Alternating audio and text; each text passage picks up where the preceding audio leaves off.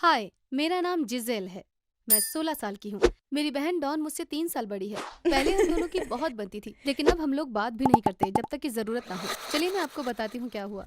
मेरे डैड जब छोटे थे तो स्टॉक मार्केट में बहुत सारे पैसे कमाए। मैं और मेरी बहन एक मेंशन में बड़े हुए।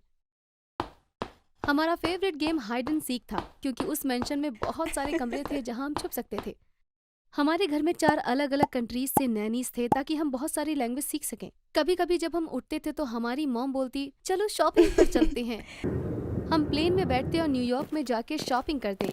मतलब ये है कि हमारी जिंदगी किसी फेरी टेल से कम नहीं थी। पिछले साल दुर्भाग्य से ये सब खत्म हो गया। मेरे डैड की एक बहुत बड़ी कंपनी थी जो शॉपिंग मॉल बनाती थी। जब प्रॉपर्टी मार्केट में क्राइसिस आए तो डैड बैंक से लिया हुआ लोन नहीं चुका पाए। बैंक ने न सिर्फ कंपनी की प्रॉपर्टी पर कब्जा किया, बल्कि मेरे डैड की पर्सनल प्रॉपर्टी पर भी कब्जा कर लिया। वो हमारे घर आए और सारा फर्नीचर, मॉम की ज्वेलरी, सारे पेंटिंग्स और हमारे सारी गाड़ियां ले गए। कुछ टाइम बाद उन्होंने हमको भी घर से निकाल दिया और ऐसे हमारी फेरी टेल खत्म हुई। हम एक छोटे से अपार्टमेंट में शिफ्ट हो गए। उस दिन रात को डैड हमसे बात करना चाहते थे। वो बोले, हम अपना सब कुछ खो चुके हैं, हमको फिर से स्टार्ट करना होगा, लेकिन चिंता मत करो, मैंने पहले भी ये किया हुआ है। उस टाइम मैं अकेला था, पर इस बार हम एक साथ करेंगे। मेरी मॉम और मैं बहुत प्रभावित हुए। हमने रोते हुए अपने डैड को गले लगा लिया, लेकिन मेरी बहन ने ऐसा नहीं किया। वो डैड से बोली, मैं ऐसे गरीबों की तरह नहीं रह सकती, हम आपकी वजह से मुसीबत में हैं और मैं आपसे नफरत करती हूँ। मेरे डैड बहुत ही शॉक्ड हो गए। पहले तो उनको समझ ही नहीं आया कि वो क्या बोले। फिर वो दुखी होते हुए बोले, तुम सही बोल रही हो, ये सब मेरी गलती है, पर मुझे थोड़ा वक्त दो, मैं सब ठीक कर दूंगा। डैड के पास थोड़े से पैसे बचे थे और वो उससे एक नया बिजनेस शुरू करना चाहते थे। उन्होंने थोड़ी रिसर्च की और उसके बाद उन्होंने एक कार वॉश खोलने का सोचा। मेरी मॉम और मैं भी कुछ अर्न करना चाहते थे जिससे हम भी हेल्प कर सके। मॉम ने पियानो लेसन देना शुरू किया और मैं फ्रीलांस वेबसाइट में ट्रांसलेशन का काम करने लगी। काश डॉन ने भी हमारा साथ दिया होता। ये हमारी फैमिली का साथ में काम करने का समय था, लेकिन वो मानने को तैयार ही नहीं थी कि अच्छे दिन अब खत्म हो चुके थे। उसने अभी कॉलेज जाना शुरू किया था।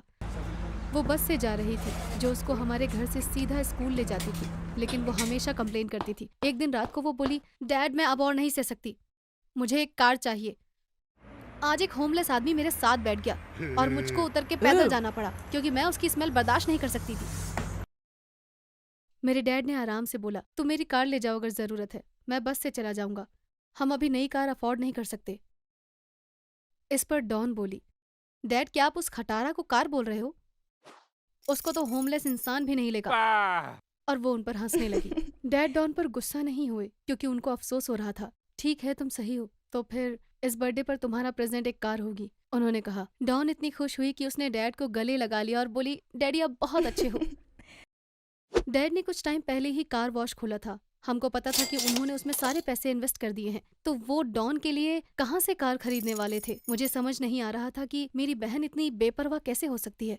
उसका बर्थडे 16 अप्रैल को आता है। जैसे जैसे दिन पास आ रहा था वो डैड से पूछती रहती थी कि उसके लिए कौन सी कार ला रहे हैं, पर डैड हर बार इस बात को टाल देते थे।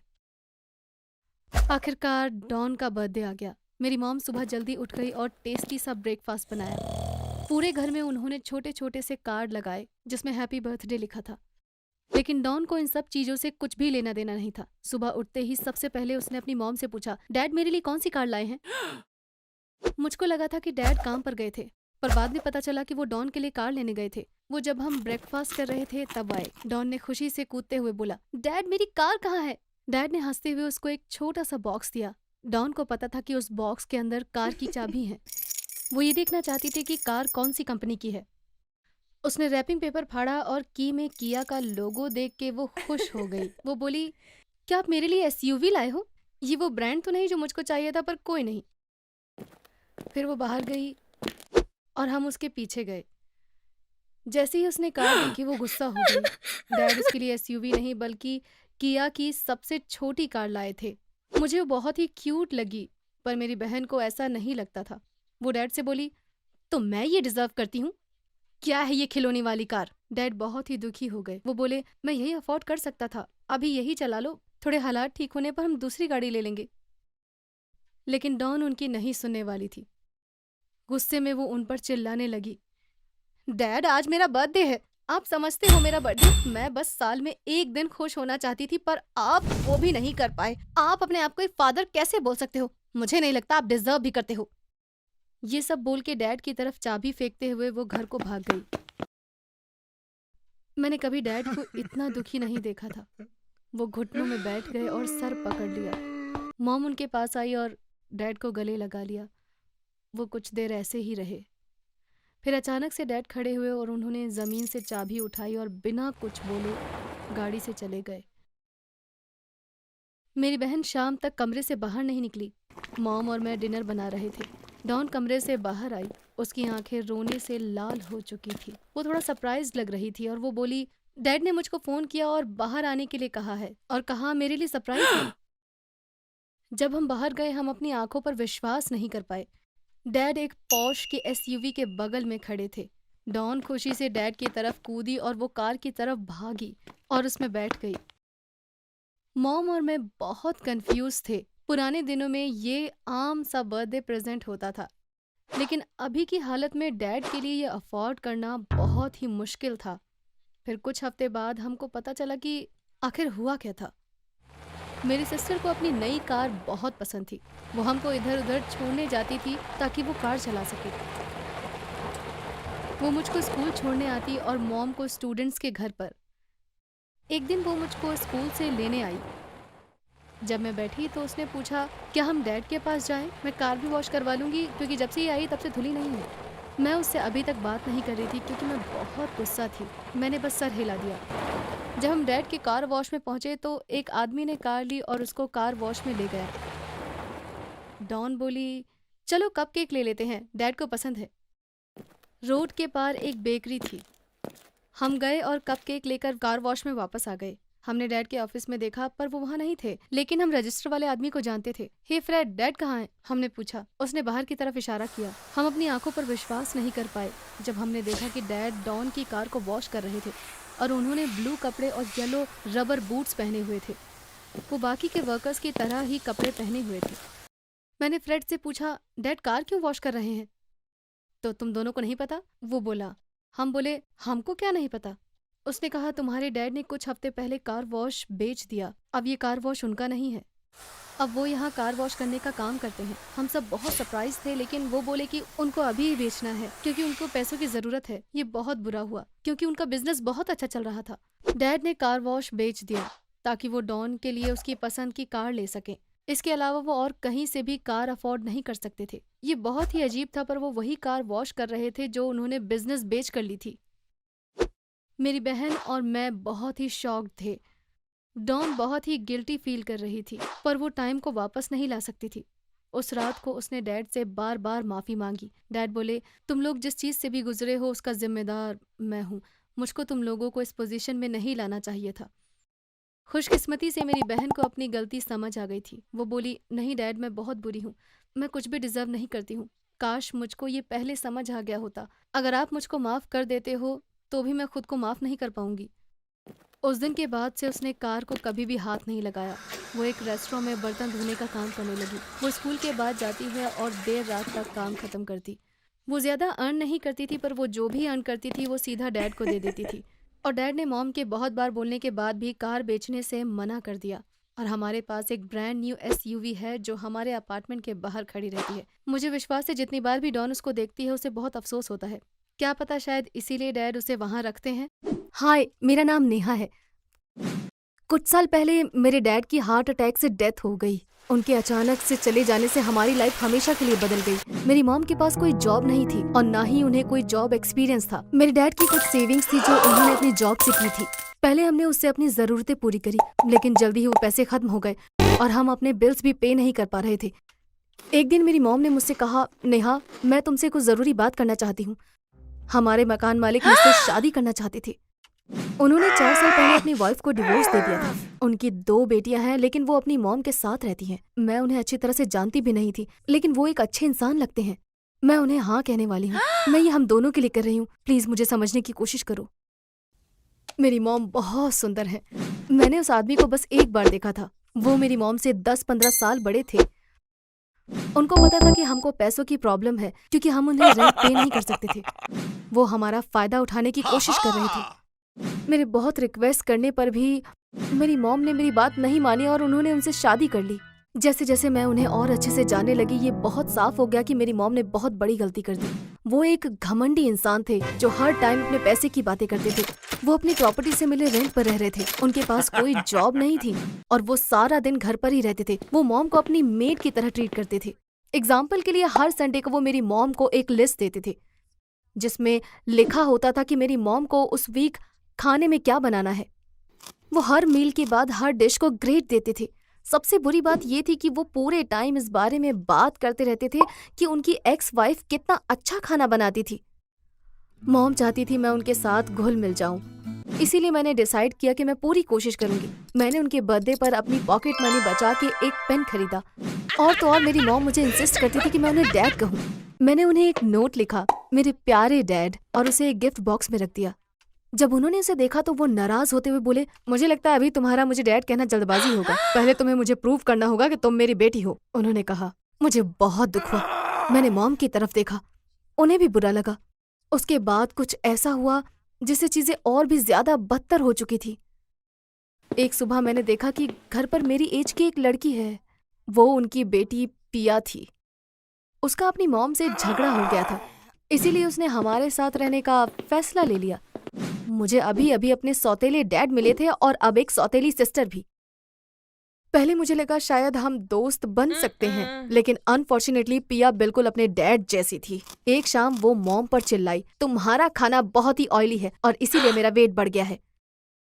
लेकिन जब वो आई थी तो पहले से थोड़ी मोटी थी। मुझे लगता है वो ऐसी है क्योंकि वो बच्ची थी। उसने ऐसा इसलिए किया क्योंकि वो मेरी मॉम को दोष देना चाहती थी।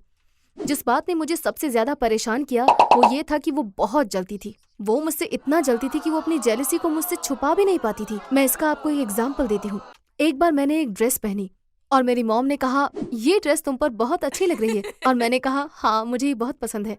जब कुछ हफ्ते बाद मैंने वो ड्रेस फिर से पहने चाही तो मैंने देखा उसमें एक सामने की तरफ से बहुत बड़ा होल था। मैं गुस्से में पिया के पास गई और चिल्लाई, क्या तुमने ये किया है? उसने मुस्कुराते हुए कहा, बिल्कुल मैंने किया है, और कौन करेगा। पिया के हमारे साथ रहने के बाद से डैड ने मेरे साथ बहुत बुरा बर्ताव करना शुरू कर दिया। पिया कॉलेज नहीं गई क्योंकि उसके मार्क्स खराब थे। दूसरी तरफ मैं एक अच्छी स्टूडेंट थी। मैं कॉलेज में साइकोलॉजी पढ़ना चाहती थी। मैंने मॉम से इस बारे में बात की। उन्होंने जाकर डैड से कहा। वो मेरे पास आए और उन्होंने कहा, कॉलेज जाने के सपने भी मत देखना, तुम उस लायक नहीं हो। उस रात मैं बहुत रोई। मुझे उस घर से निकलना था, लेकिन मुझे कोई रास्ता नहीं दिख रहा था। एक दिन मुझे जिस मिरेकल की जरूरत थी वो हुआ। मेरा फोन बजा। फोन पर एक लेडी ने कहा, मैं तुम्हारी दादी हूँ, मैं तुमसे और तुम्हारी मॉम से मिलना चाहती हूँ। हम अगले दिन मिले। जब मेरे डैड छोटे थे तो मेरी दादी ने उन्हें छोड़ दिया था, इसके लिए उन्होंने उन्हें कभी माफ नहीं किया। उसके बाद दादी ने कई बार उनसे कांटेक्ट करने की कोशिश करी, लेकिन मेरे डैड ने मना कर दिया। उन्होंने हमें ये सब रोते हुए बताया। वो सही था क्योंकि मैंने उसे छोड़ दिया था। मुझे इसका बहुत रिग्रेट है। अनफॉर्चुनेटली टाइम को वापस लाना पॉसिबल तो नहीं है। मेरी दादी को हाल ही में पता चला था कि मेरे डैड की डेथ हो गई है। उन्हें लगा हमें पैसों की कुछ हेल्प चाहिए होगी, इसीलिए उन्होंने हमें ढूंढा और हमारे पास पहुंच गई। उन्होंने हमें बताया कि मेरे दूसरे हस्बैंड बहुत अमीर थे। मैंने उन्हें पिछले साल खो दिया। अब मेरे पास कोई भी नहीं है। उन्होंने पूछा कि क्या आप मेरे साथ रहना चाहोगे। मेरी मॉम उस टाइम प्रेग्नेंट थी। उन्होंने कहा, अब मेरा एक नया परिवार है, लेकिन मैं जानती हूँ कि नेहा खुश नहीं है। वो चाहे तो आपके साथ रह सकती है। मेरी दादी एक अच्छी इंसान लग रही थी। अगर वो नहीं भी होती तो भी मैं उनके साथ ही रहती, क्योंकि मेरे सौतेले डैड और सिस्टर मेरी लाइफ को नर्क बना रहे थे। मैं तुरंत मान गई। उस रात मैंने मॉम को गुड बाय कहा और चली गई। मेरी दादी सच में बहुत अमीर थी। वो एक शानदार मैंशन में रहती थी। सबसे अच्छी बात ये थी कि वो मेरी सोच से भी ज्यादा अच्छी थी। वो मुझसे कहती थी कि मुझे ऐसा लगता है जैसे मैंने फिर से जन्म लिया हो। नेहा, मुझे ऐसा फील करवाने के लिए थैंक्स। मैं तुम्हें बेस्ट कॉलेज में भेजूंगी। आखिरकार ये सब तुम्हारा ही है।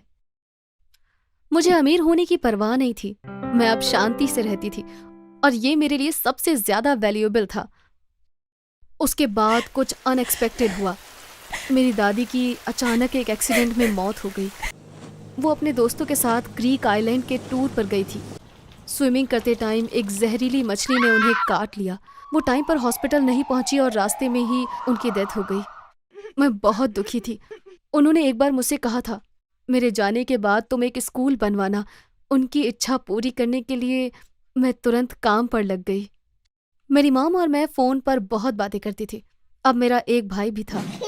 मुझे लगता था वो बिल्कुल खुश नहीं थी और उनके हस्बैंड उनके साथ बहुत बुरा बर्ताव करते हैं, लेकिन उन्होंने फिर भी मुझसे कुछ नहीं कहा। मैंने उन्हें कहा, आप मेरे साथ रहने आ जाइए, उन्हें छोड़ दीजिए, पर उन्होंने मेरी बात नहीं मानी। मेरी मॉम एक अच्छे इंसान है और वो एक अच्छी वाइफ भी हैं।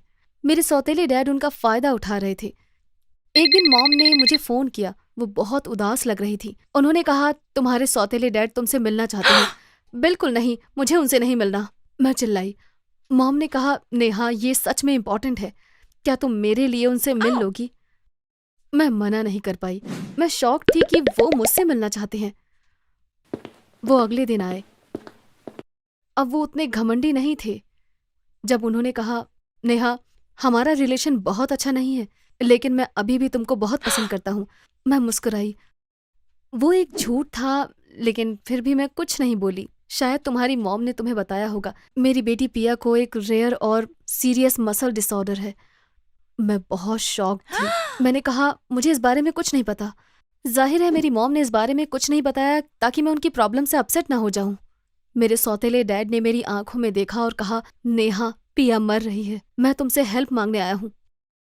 मुझे पता था उनके पास बहुत पैसा है, इसलिए मैं कंफ्यूज थी।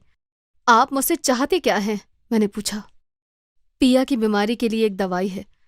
उसे ठीक करने के लिए एक ही डोज काफ़ी है, लेकिन ये दुनिया की सबसे महंगी दवाई है जो हर साल सिर्फ 20 लोगों के लिए बनाई जाती है। मैंने अपनी सारी प्रॉपर्टी बेच दी है, लेकिन मेरे पास अभी भी सिर्फ आधे ही पैसे हैं। प्लीज़ बाकी के लिए मेरी हेल्प करो। पिया हिल भी नहीं सकती है। जब वो उसकी हार्ट पर पहुंच जाएगा तो वो मर जाएगी। मैं तुमसे हेल्प की रिक्वेस्ट करता हूँ। इतना कह के वो रोने लगे। ना मेरे सौतेले डैड और ना ही पिया एक अच्छे इंसान हैं। ये तो आपको पता ही है। उन्होंने मेरी और मेरी मॉम दोनों की लाइफ को बर्बाद कर दिया। मेरी दादी ने मुझे बचाया। अगर मैं वहीं रहती तो मेरा क्या होता? अगर आप मेरी जगह होते तो क्या आप उनकी हेल्प करते? हाँ, शायद जरूर करते। मैंने बिना कुछ सोचे उनसे कहा, मैं आपकी हेल्प करूंगी, पर मैं खुद को रोक नहीं पाई और कहा, मुझे नहीं लगता कि आप ये डिजर्व करते हैं, लेकिन मैं फिर भी आपकी मदद करूंगी। वो फिर से रोने लगे और वो बोले, तुम सही हो, मैं इसके लायक नहीं हूँ, मैं ये जानता हूँ। मुझे पिया को देखकर बहुत दुख हुआ। वो बहुत वीक हो गई थी। वो अपनी आंखें भी नहीं हिला सकती थी, लेकिन वो होश में थी। मैंने उसके कान में कहा, तुम ठीक हो जाओगी, लेकिन प्लीज अपनी नई लाइफ में एक अच्छी इंसान बनना। हालांकि मैं ऐसा कहना नहीं चाहती थी, पर मैं खुद को रोक नहीं पाई। वो दवाई सच में महंगी थी, लेकिन उसे ठीक करने के लिए एक डोज ही काफी था। उसकी हालत लगातार इम्प्रूव हो रही थी। हालांकि वो अभी भी बात नहीं कर सकती थी, लेकिन मैं उसे अपनी आंखों से थैंक्स कहते देख सकती थी। इसी बीच मेरे सौतेले डैड बहुत बदल गए थे, क्योंकि इसने उन्हें अंदर से हिला दिया था। अब वो घमंडी और रूड नहीं थे। मेरी मॉम उनके नए बिहेवियर से बहुत खुश थी। मैं अपनी दादी के नाम पर स्कूल बनवाने में अब बिजी हूँ। मेरे सौतेले डैड बदले में कुछ उम्मीद ना करते हुए कंस्ट्रक्शन में हेल्प कराने के लिए आते हैं। मुझे नहीं लगता कि मैं उनसे क्लोज हो पाऊंगी, लेकिन कम से कम ये जानकर आराम से रह सकती हूँ कि वो अब मेरी मॉम के साथ बुरा बिहेव नहीं करेंगे। हेलो दोस्तों, मेरा नाम पूजा है और ये है मेरा भाई रोहित। ये अभी अभी स्कूल से आया है और अभी इसे 4 घंटे हमारे घर के पास एक रेस्टोरेंट में बर्तन धोने जाना है। क्यों?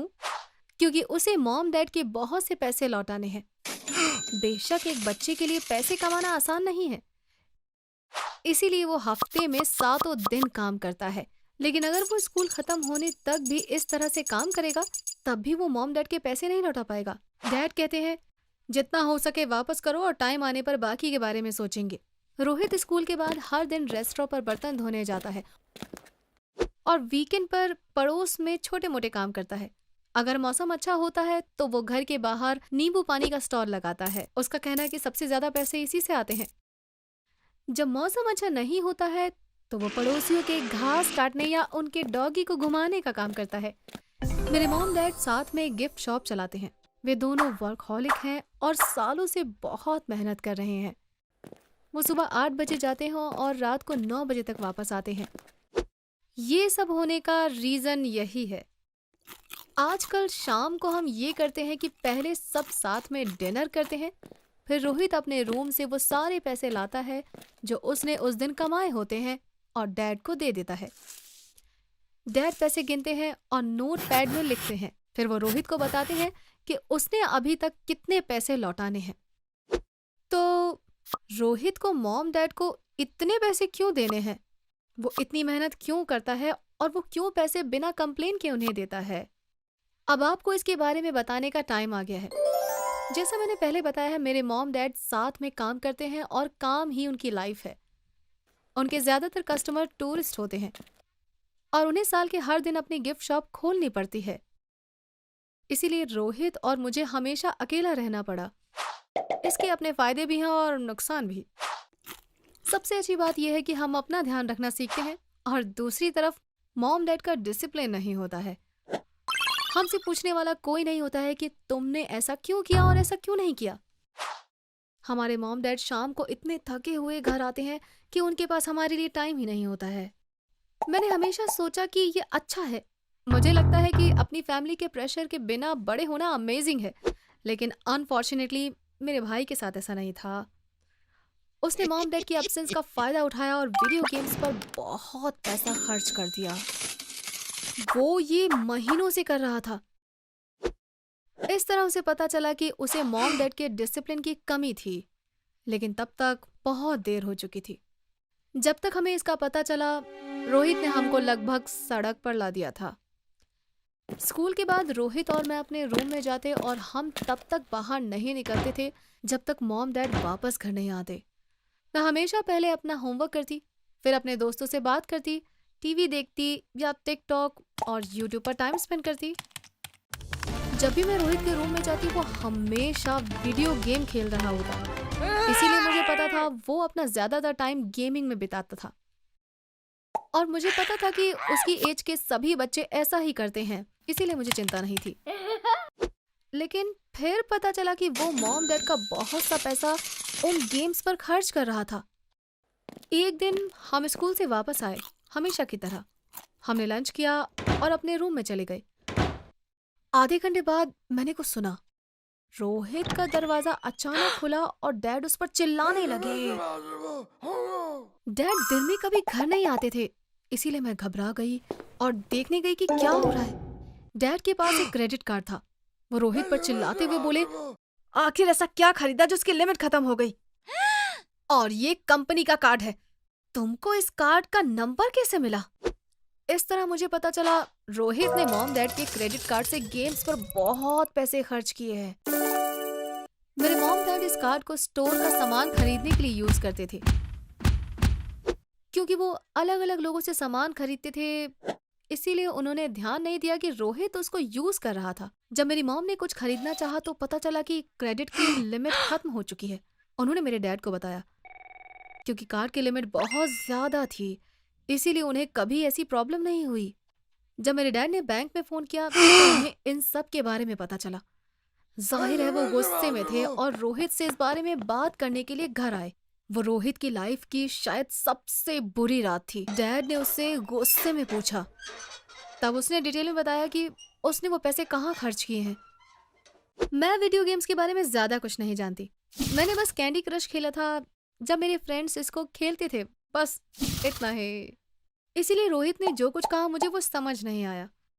जैसे कि मुझे याद है रॉब्लॉक्स नाम का एक गेम के लिए उसने एक महंगी टोपी खरीदी थी। हाँ, मैंने टोपी कहा, लेकिन ये असली टोपी नहीं थी। आपका कैरेक्टर इस गेम में टोपी पहनता है। मुझे विश्वास नहीं हो रहा था कि रोहित इतना भोला हो सकता है। डैड कहते हैं स्टोर में इतना पैसा कमाने में 4 दिन लगते हैं। वो इतने नाराज थे कि उन्होंने रोहित से पूछा, तो टोपी कैसी है, अच्छी है ना? रोहित को इतना भी नहीं पता चला कि ये डैड का सरकाज़म था। डैड, ये सच में अच्छी है, ये आपको भी पसंद आएगी। रोहित ने अपना रॉब्लॉक्स अकाउंट उनको दिखाते हुए कहा। उसके बाद डैड ने उसे गैराज से अपना टूल बॉक्स लाने को कहा। रोहित को अभी भी समझ नहीं आया और वो टूल बॉक्स लेकर आया। डैड ने एक रेंच निकाला और मेरे भाई के फोन के छोटे छोटे टुकड़े कर दिए। सबसे अजीब बात ये थी कि उन्होंने ये बहुत शांति से किया। रोहित को अपनी आंखों पर विश्वास नहीं हुआ। जब वो समझ गया कि डैड कितने गुस्से में थे तो उसने एक शब्द भी नहीं कहा। असल में ये एक बहुत ही मजेदार सीन था, लेकिन मैं उस समय हंस नहीं सकती थी। गेम्स के अलावा रोहित ने यूट्यूबर्स और स्ट्रीमर्स पर भी बहुत पैसा खर्च किया हुआ था। वो ट्विच पर एक लड़की का सबसे बड़ा डोनर भी बन गया और वो रोहित को थैंक्स कहने के लिए अपनी स्ट्रीम पर भी लाई। जब मामला शांत हुआ तो मैंने उसके चैनल पर वीडियो देखा। जब रोहित डोनेट करता है तो लड़की को अपनी आंखों पर विश्वास नहीं होता। फिर लास्ट में वो खुशी से डांस करने लगती है। इस बात पर विश्वास करना मुश्किल था कि रोहित ने फैमिली के पैसे इस तरह बर्बाद किए। मैंने उससे पूछा वो ऐसा कैसे कर सकता है। उसने दुखी होकर कहा, ये मुझे असली पैसे नहीं लगे, मैंने उन्हें गेम के पैसे समझकर खर्च किया। मुझे अब और ज्यादा पछतावा है क्योंकि अब मैं जानता हूँ कि असल में पैसे कमाना कितना मुश्किल है, लेकिन अब इस बारे में कुछ नहीं कर सकता। तो रोहित को डैड के क्रेडिट कार्ड का नंबर कैसे मिला? डैड ने उससे पूछा क्योंकि वो क्यूरियस थे। रोहित का चेहरा लाल हो गया, पर उसके पास कोई चारा नहीं था। उसने नीचे देखते हुए कहा कि मैंने वो चुराया था। अब मेरे डैड गुस्से से लाल हो गए थे। तुमने इसे कब चुराया? वो चिल्लाए। रोहित की आंखों में आंसू आ गए। आपके बर्थडे पर, उसने कांपती हुई आवाज में कहा। मेरी मॉम डैड को बर्थडे पर स्पा पर ले गई थी। हम सब उनके साथ स्पा गए थे क्योंकि स्पा के बाद हम सब एक साथ डिनर पर जाने वाले थे। जब डैड स्पा में थे तब हम कैफे में वेट कर रहे थे। रोहित ने ड्रेसिंग रूम में जाके डैड की वॉलेट से क्रेडिट कार्ड निकाला और उसका नंबर एक पेपर पर लिख लिया। शुरुआत में वो फोर्टनाइट नाम की गेम में कुछ चीजें खरीदना चाहता था, लेकिन जब किसी ने ध्यान नहीं दिया तो वो 2.5 महीने तक कार्ड का यूज बहुत सी अलग अलग जगहों पर करता रहा। अगले दिन डैड ने रिफंड के लिए उन सभी कंपनीज को अप्लाई किया जहां से रोहित ने चीजें खरीदी, लेकिन अनफॉर्चुनेटली उनमें से ज्यादातर ने मना कर दिया। कुछ ने तो उनके ईमेल्स का जवाब तक नहीं दिया। फिर डैड ने अपने वकील से बात की और उनके पास एक अजीब सुझाव था। उन्होंने डैड से कहा, अगर आप साबित कर दो कि आपका क्रेडिट कार्ड चोरी हो गया था तो हम कोर्ट से सारे पैसे वापस करा सकते हैं, लेकिन ऐसा करने के लिए आपको रोहित की रिपोर्ट करनी पड़ेगी और जाहिर है फिर उसे अरेस्ट होना पड़ेगा, जिससे क्राइम रिकॉर्ड हो सकता है। लेकिन आपको चिंता की बात नहीं है, रोहित के छोटे होने के कारण जज उसको थोड़ा सा फाइन लगाकर छोड़ देंगे। डैड ने हमें डिनर पर बताया कि वकील ने क्या कहा। रोहित सच में डर गया था। वो गिड़गिड़ाते हुए बोला, प्लीज ऐसा मत करना प्लीज। डैड ने कहा, क्यों नहीं, मुझे लगता है तुम इसी लायक हो। और रोहित रोने लगा। जाहिर है डैड ऐसा नहीं करने वाले थे, लेकिन मौका मिलने पर उन्होंने रोहित को फिर डरा दिया था। उस रात डैड ने कहा, क्योंकि हमें अपने पैसे वापस नहीं मिल सकते, ये रोहित पे कर्ज होगा, तुम काम करके इसे चुकाओगे। इस तरह रोहित का काम करना शुरू हुआ। मेरी मॉम की दोस्त ने उसे रेस्टोरेंट में जॉब दिलवाई। मैंने उसे पड़ोसियों के वहां पे काम करने का आइडिया दिया। रोहित अच्छी तरह जानता है कि उसने गलती की है, इसीलिए उसे कुछ भी कहते हैं तो वो करता है और बिना कंप्लेन के कोई भी काम करता है। क्या आप किसी को जानते हैं जो वीडियो गेम्स पर बहुत पैसे खर्च करता है? अगर हाँ तो कमेंट में बताइए, हमें सुनकर बहुत अच्छा लगेगा। मेरी कहानी सुनने के लिए थैंक्स। अगर आप ऐसी और भी कहानियां देखना चाहते हैं तो इस चैनल को सब्सक्राइब करिए। बाय।